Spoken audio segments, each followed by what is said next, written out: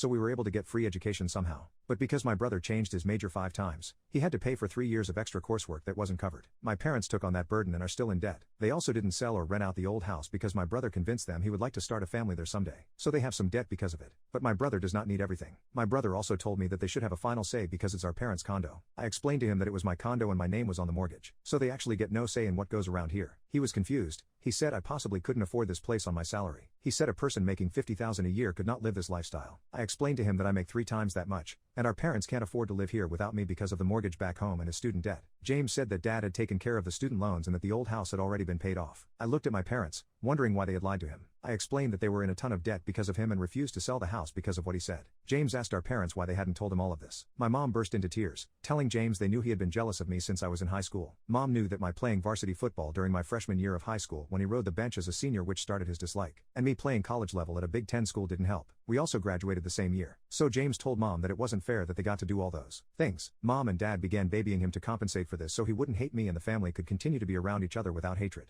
James just walked out the door without speaking another word. My sister-in-law apologized and said she didn't know it was my house. I asked her why that would change anything. She ignored my question and went to the guest room. My dad tried to explain that they felt like they failed my brother. I asked if was it just because of the football thing. He said it was because James wasn't given the same opportunities as me. I explained how James skipped school to drink and smoke and joined a gang. I asked if they thought we should have gotten the same opportunities. My dad said it was hard to explain. I told him what's easy to explain is the eviction notice and he has 30 days. So I left for my friend's house, and that's where I'm now. Update 2. My brother invited me out to have some drinks. I was hesitant to go at first, but I realized that it wouldn't hurt. When I saw him, he looked horrible, and I hated seeing him like that. The first thing he told me was sorry, and it seemed genuine. He then told me he was never jealous of me and was proud of all my accomplishments. He then dropped a huge bomb. During his senior year of high school, he had come home early and found Mom was home, and so was our uncle's car. At the front door, he heard moans and decided to peek through the window and see our mom and uncle on the couch, cheating on both of their spouses. He took a video as evidence, ready to show Dad, but he didn't want to break up our family. Instead of talking to anyone and getting help, he got into drugs to help him cope. But he explained that one day Mom yelled at him while he was drunk in the middle of the day. So he just showed her the video. He explained how her face got pale, and she broke down crying. She promised she had broken it off when our aunt had gotten pregnant a few months after the incident had occurred. She pleaded with him not to tell Dad.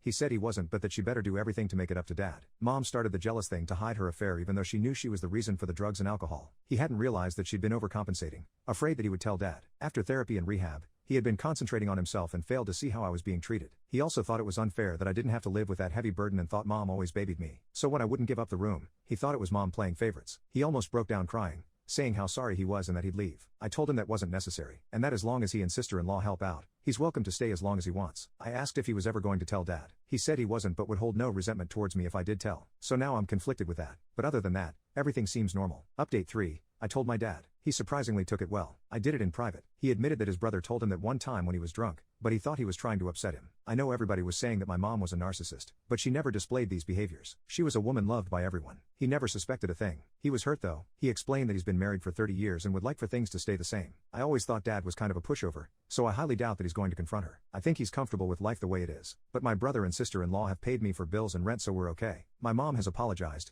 and it seems genuine. She became an outgoing, nice woman again, so my house is peace. I think this is going to be how it is from now on. I hope Dad is okay though.